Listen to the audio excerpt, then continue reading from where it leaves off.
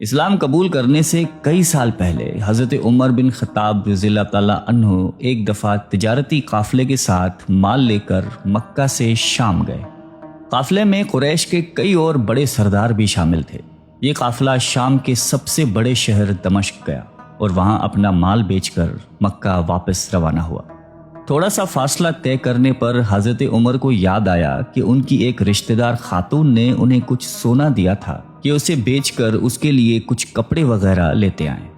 انہوں نے اپنے قافلے کے ساتھیوں سے کہا کہ فلاں عورت کا کام کرنے واپس دمشق جا رہا ہوں، کوشش کروں گا کہ یہ کام کر کے جلدی واپس آ جاؤں۔ حضرت عمر دمشق واپس گئے تو بازار بند ہو چکے تھے۔ مجبوراً وہ ایک مسافر خانے میں ٹھہرے اور سو گئے۔ تھوڑی دیر کے بعد اللہ کا ایک بندہ مسافر خانے میں آیا۔ اس نے حضرت عمر کو جگایا اور اپنے ساتھ اپنے گھر لے آیا۔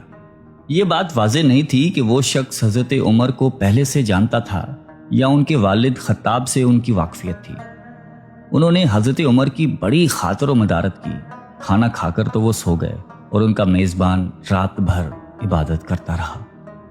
صبح کو حضرت عمر بیدار ہوئے تو ان کے میزبان نے کہا کہ اکیلے بازار مت جانا، بازار میں لٹیرے اکثر مسافروں کو لوٹتے رہتے ہیں، میرے ساتھ چلنا۔ یہ کہہ کر وہ سو گیا کیونکہ رات بھر جاگ رہا تھا۔ حضرت عمر نے اسے جگانا مناسب نہیں سمجھا اور اکیلے ہی بازار چلے گئے۔ ابھی بازار کھلا بھی نہیں تھا، وہ بازار کھلنے کا انتظار کرنے لگے۔ کچھ دیر کے بعد ایک عیسائی پادری اپنے نوکروں کے ساتھ آیا اور حضرت عمر کی طرف اشارہ کر کے اپنے نوکروں کو حکم دیا کہ اس شخص کو پکڑ لو، یہ گرجے کا کام بہت اچھی طرح سے کر لے گا۔ اس زمانے میں حضرت عمر بڑے تنومند پہلوان تھے۔ پادری کے نوکروں نے اس کو پکڑ لیا اور ایک پرانے گرجے میں لے گئے۔ پادری نے اس کو ایک ہتھوڑا دیا اور اس کو گرجے کی ایک دیوار توڑنے پر لگا دیا۔ ایسا معلوم ہوتا تھا کہ وہ اس جگہ پر ایک نیا گرجا بنوانا چاہتا تھا۔ حضرت عمر دن بھر کام کرتے رہے۔ کہیں شام کو جا کر چھٹی ملی، وہ تھکے ہارے واپس مسافر خانے میں آ کر بیٹھ گئے۔ پہلے ہی دن والا نیک آدمی پھر آیا اور اس نے پوچھا کہ آپ کدھر چلے گئے تھے؟ حضرت عمر نے اسے سارا قصہ بتا دیا۔ وہ شخص آج بھی ان کو اپنے گھر لے گیا اور ان کی بڑی خاطر و مدارت کی اور انہیں تاکید کی کہ کل بازار جاتے وقت مجھے ساتھ لے جانا۔ اس کے بعد وہ عبادت میں مشغول ہو گیا اور حضرت عمر سو گئے۔ دوسرے دن حضرت عمر بیدار ہوئے تو اپنے نیک میزبان کو سوتے پایا۔ انہوں نے اب کی بار بھی اس کو جگانا مناسب نہیں سمجھا اور اکیلے ہی بازار چلے گئے۔ اتفاق سے پھر وہی پادری اپنے نوکروں کے ساتھ آیا اور حضرت عمر کو پکڑ کر ساتھ لے گیا۔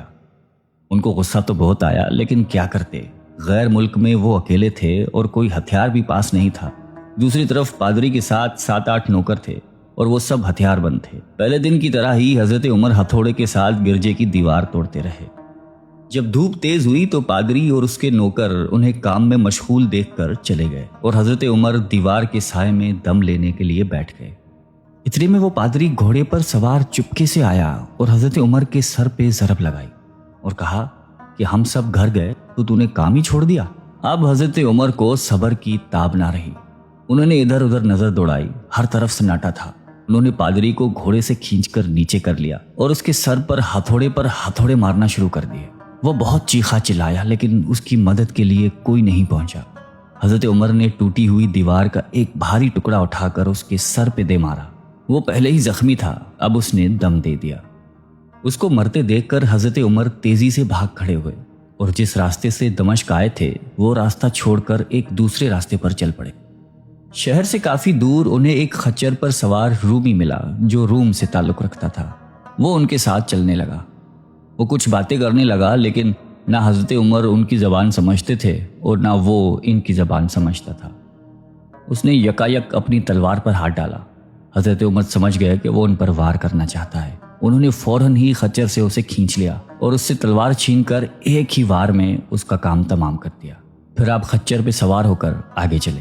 اس کے بعد کیا ہوا اس کا حال خود حضرت عمر نے اس طرح بیان کیا ہے کہ اس جگہ سے روانہ ہو کر میں ایک گرجے پہنچا۔ یہاں عیسائیوں کی ایک جماعت رہتی تھی۔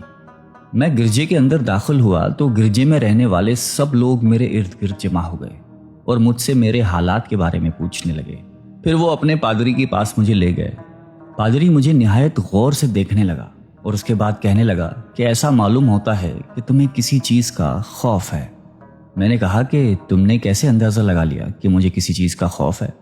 اس نے میرے سوال کو ٹال دیا اور کہا کہ آپ جب تک چاہیں یہاں ٹھہریں، آپ کو یہاں کسی قسم کا کوئی خطرہ نہیں، آپ ہماری حفاظت میں ہیں۔ پھر اس پادری نے مجھے اپنے گھر میں مہمان کی طرح رکھا اور میری نہایتی خاطر و مدارت کی، اور پھر پوچھا کہ آپ کون ہیں؟ میں نے اسے بتایا کہ میں مکے کا رہنے والا ہوں اور قبیلہ قریش سے تعلق رکھتا ہوں۔ تجارتی قافلے کے ساتھ شام آیا تھا۔ تجارت کا مال بیچنے کے بعد ایک ضروری کام کے لیے مجھے اپنے قافلے سے جدا ہو کر واپس دمشق جانا پڑا۔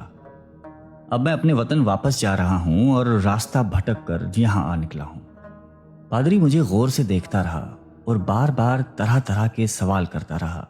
میں نے ان کے ہاں نہایتی آرام سے رات بسر کی۔ صبح کو آپ نے پوچھا کہ آپ کا ارادہ یہاں ٹھہرنے کا ہے یا آگے جانے کا؟ میں نے کہا کہ اب میں آپ سے رخصت ہونا چاہوں گا۔ یہ سن کر پادری نے اپنا ایک شاندار گدھا جو بڑا خوبصورت اور نہایتی تیز رفتار تھا لے آیا۔ اس گدھے کی پیٹھ پر کھانے کی مزیدار چیزیں اور قیمتی تحفے بھرے ہوئے تھے، اور پھر کہنے لگا کہ آپ اس گدھے پر سوار ہو جائیں اور چل پڑیں۔ راستے میں آپ کا گزر کسی عیسائی کے مکان کے پاس سے ہوگا تو وہ آپ کو اس گدھے پر سوار دیکھ کر آپ کی بے حد تعظیم کرے گا اور آپ کی خاطر و مدارت میں کوئی کسر نہیں چھوڑے گا۔ یہ کہہ کر پادری نے میرا ہاتھ پکڑا اور تنہائی میں لے کر کہنے لگا کہ اے عمر، آپ پر میرا حق واجب ہو گیا۔ میں نے کہا بے شک۔ اس نے کہا آپ کا تعلق ایک معزز قوم سے ہے، میری آپ سے ایک غرض ہے۔ میں نے کہا کہ آپ بیان کر لیں، لیکن حیرت کی بات ہے کہ آپ جیسا بڑا آدمی مجھ جیسے پریشان حال مسافر سے کوئی غرض رکھتا ہو۔ اس نے بڑے یقین بھرے لہجے میں کہا کہ سنیں، میں ایک ایسا آدمی ہوں جس سے اللہ نے آسمانی کتابوں کا علم عطا کیا ہے۔ میں نے آپ کی ذات میں بہت سی ایسی نشانیاں دیکھی ہیں جو یہ ظاہر کرتی ہیں کہ جب ایک مقررہ مدت پوری ہو جائے گی تو حالات میں زبردست تبدیلی آئے گی۔ اس وقت آپ ہمارے ملک کے حاکم بن جائیں گے اور یہاں کے سب شہروں میں آپ ہی کا حکم چلے گا۔ اس کے بعد پادری نے اپنی جیب سے دوات، قلم اور کاغذ نکال کر کہا کہ میری غرض یہ ہے کہ آپ اس کاغذ پر لکھ دیں کہ اس گرجے اور اس کی جائیداد پر کسی قسم کا کوئی موصول لاگو نہیں کیا جائے گا۔ میں نے حیران ہو کر پادری سے کہا کہ آپ مجھ سے مذاق تو نہیں کر رہے؟ اس نے کہا کہ قسم ہے اس ذات کی جس نے عیسیٰ علیہ السلام پر انجیل نازل فرمائی، میں جو کچھ کہہ رہا ہوں وہ بالکل سچ ہے۔ آپ مہربانی کریں اور میری درخواست قبول فرمائیں۔ میں نے پادری کی باتوں کو اس کا وہم سمجھا اور جیسے اس نے کہا میں نے اسی طرح کاغذ پہ اسے لکھ کر دے دیا۔ اس کے بعد گدھے پر سوار ہو کر چل پڑا۔ راستے میں مجھے کئی جگہ پر عیسائیوں کی جماعتیں ملی۔ انہوں نے مجھے ایک پادری کے گدھے پر سوار دیکھ کر میری بڑی خاطر و مدارت کی۔ میں اس طرح جگہ جگہ عیسائیوں کا مہمان بنتا تبوک تک پہنچ گیا۔ اللہ کی شان، جس تجارتی قافلے کے ساتھ میں گیا تھا وہ کافی دیر میرا انتظار کرنے کے بعد اسی جگہ سے چل پڑا تھا جہاں میں نے اسے چھوڑا تھا، اور اب تبوک میں ایک کنویں کے قریب ڈیرا ڈالے ہوئے تھے۔ قافلے والے میرے ساتھی مجھے دیکھ کر میری طرف دوڑ پڑے اور مجھ سے مل کر بہت خوش ہوئے اور کہنے لگے کہ ابن خطاب، ہم لوگ تمہارا انتظار کرتے کرتے بالکل مایوس ہو گئے تو ہم نے اس مقام کو کوچ کر دیا جہاں سے تم واپس دمشق گئے تھے، مگر تمہارے بارے میں ہم سخت پریشان تھے۔ یہ تو بتاؤ کہ اتنے دن تم کہاں رہے؟ میں نے وہ تمام حالات بیان کیے جو مجھے پیش آئے، لیکن پادری سے جو میری گفتگو تنہائی میں ہوئی وہ بالکل ظاہر نہیں کی، کیونکہ میں پادری کی اس باتوں کو اس کا وہم سمجھتا تھا اور اس کے عقیدے کی کمزوری سمجھتا تھا۔ قریش کے ایک سردار ابو سفیان بھی اس قافلے میں شامل تھے۔ انہوں نے مجھے اس شاندار گدھے پر سوار دیکھ کر کہا، ارے تم لوگ اس نوجوان کی اقبال مندی تو دیکھو، اسے کسی ایسے میدان میں چھوڑ دیا جائے جہاں نہ پانی ہو نہ سبزہ، پھر بھی اسے رزق مل جائے گا۔ پادری نے رخصت کرتے وقت مجھ سے کہا تھا کہ جب میں اپنے ساتھیوں کے پاس پہنچ جاؤں اور گدھے کی ضرورت نہ رہے تو اس کی رسی کو مضبوطی سے باندھ کر گدھے کو اسی جگہ پر چھوڑ دو، لہٰذا میں نے ایسا ہی کیا۔ یہ دیکھ کر ابو سفیان نے کہا کہ ارے تم نے کیا کر دیا؟ گدھے کو ایسی جگہ پہ چھوڑ دیا جہاں پہ چور اچکے اور درندے اکثر گزرتے رہتے ہیں۔ میں نے کہا اس کے مالک نے مجھے ایسا ہی کرنے کی ہدایت کی تھی، وہ اس کی عادتوں سے زیادہ واقف ہے۔ اب وہ جگہ گدھے والا کنواں کے نام سے مشہور ہے۔ وہاں سے روانہ ہو کر ہمارا قافلہ مکہ پہنچا۔ میری اور پادری کے درمیان جو گفتگو ہوئی تھی وہ مجھے بھلائے نہ بھولتی تھی۔ پہلے تو کئی دن تک میں نے اسے اپنے دل میں ہی رکھا، پھر مجھ سے ضبط نہیں ہوا اور یہ راز میں نے اپنے رشتہ دار خاتون کے سامنے ظاہر کیا جس نے مجھے سونا دیا تھا۔ وہ بڑی عقل مند خاتون تھی۔ اس نے مجھ سے کہا کہ اے ابن خطاب، میں تمہارے بچپن ہی سے تم میں اچھی نشانیاں دیکھ رہی ہوں۔ جب تم بہت چھوٹے بچے تھے تو میں نے ایک دفعہ خواب میں دیکھا کہ تم لمبے ہوتے جا رہے ہو اور تمہارا قد اتنا لمبا ہو گیا ہے کہ اس نے آسمان کو چھو لیا ہے۔ یہ دیکھ کر میں نے خواب میں کہا کہ ارے یہ میرے بچے کی کیا حالت ہو گئی ہے۔ کسی نے کہا کہ یہ لڑکا دنیا اور آخرت میں بھلائی پانے والا بنے گا۔ جاہلیت کے زمانے میں اس قسم کی باتوں کا مطلب میرے سمجھ میں نہیں آتا تھا۔ مکہ میں ایک شخص اہل کتاب یعنی یہود و نصارہ میں سے تھا جو بہت گمنام تھا۔ عام لوگ تو اس سے واقف بھی نہیں تھے، لیکن قریش کے کچھ سردار اسے پہچانتے تھے اور اس کی بہت عزت کرتے تھے۔ ایک دن دوپہر کے وقت میں اس کے ہاں گیا اور اس سے جا کر کہا کہ میں آپ سے چند باتیں کرنا چاہتا ہوں اور چاہتا ہوں کہ آپ ان کو اپنے دل میں راز بنا کر رکھیں اور کسی کے سامنے ظاہر نہ کریں۔ اس نے ایسا کرنے کا وعدہ کیا تو میں نے اپنے سفر کے تمام واقعات اس کے سامنے بیان کر دیے اور اپنے رشتہ دار خاتون کے خواب کا بھی ذکر کیا۔ جب میں اپنی گفتگو ختم کر چکا تو اس نے کہا کہ اے ابن خطاب، جس کو تم نے موصول کی معافی کا وعدہ لکھ کر دیا ہے وہ اس زمانے میں عیسائیوں کا سب سے بڑا عالم ہے۔ جو کچھ اس نے کہا وہ سب سچ ہے اور جلد ہی وہ سچ تمہارے سامنے آ جائے گا۔ جہاں تک تمہاری رشتہ دار خاتون کے خواب کا تعلق ہے تو اس سے یہ ظاہر ہوتا ہے کہ مکے میں ایک بہت بڑا انقلاب آئے گا۔ زمانہ ایک نئی صورت اختیار کرے گا اور آنے والے زمانے کے آسمان و زمین بدل جائیں گے۔ میں وہاں سے گھر چلا آیا اور اس کی ساری باتیں اپنے دل میں لیے رہا۔ تھوڑے ہی عرصے کے بعد قریش کی مجلسوں میں آپ صلی اللہ علیہ وآلہ وسلم کا ذکر ہونے لگا۔ یہ لوگ اس بات پر چڑھتے تھے کہ محمد صلی اللہ علیہ وآلہ وسلم اپنے آپ کو اللہ کا رسول کہتے ہیں، لوگوں کو بتوں کی پوجا کرنے سے منع کرتے ہیں اور ایک اللہ کو ماننے پر زور دیتے ہیں۔ جلد ہی اللہ تعالیٰ نے اسلام کو ظاہر کر دیا اور مجھے یقین ہو گیا کہ حالات وہی صورت اختیار کر رہے ہیں جس کی طرف آسمانی کتابوں کے عالم شام کے پادری نے اشارہ کیا تھا۔ نبوت کے 6 سال حضرت عمر نے اسلام قبول کر لیا اور رسول اللہ صلی اللہ علیہ وآلہ وسلم کے جاں نثار ساتھی بن گئے۔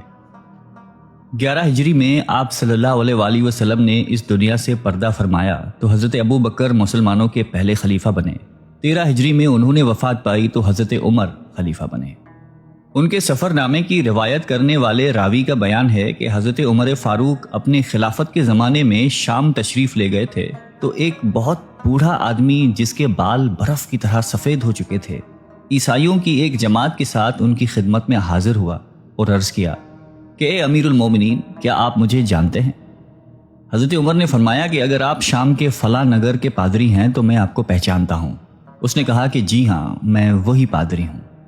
حضرت عمر فاروق رضی اللہ تعالیٰ عنہ نے فرمایا کہ میں نے آپ سے لکھ کر جو عہد کیا تھا وہ آج بھی قائم ہے۔ اللہ تعالیٰ نے اپنے رسول صلی اللہ علیہ وآلہ وسلم کے ذریعے ہمیں عزت بخشی۔ انہوں نے ہمیں اللہ تعالیٰ کی پسندیدہ دین اسلام کی طرف دعوت دی اور ہم نے یہ قبول کی۔ آپ ہی نے مجھے ان باتوں سے آگاہ کیا تھا۔ اب آپ کو کون سی چیز اسلام سے قبول کرنے سے روکتی ہے؟ بوڑھے پادری نے حضرت عمر کی باتیں سن کر اسی وقت اپنے ساتھیوں سمیت کلمہ پڑھ کر اسلام کی دولت حاصل کر لی۔ اللہ تعالی ہم سب کو قلب سلیم عطا فرمائے اور قرآن اور حدیث پہ چلنے کی توفیق عطا فرمائے۔ آمین۔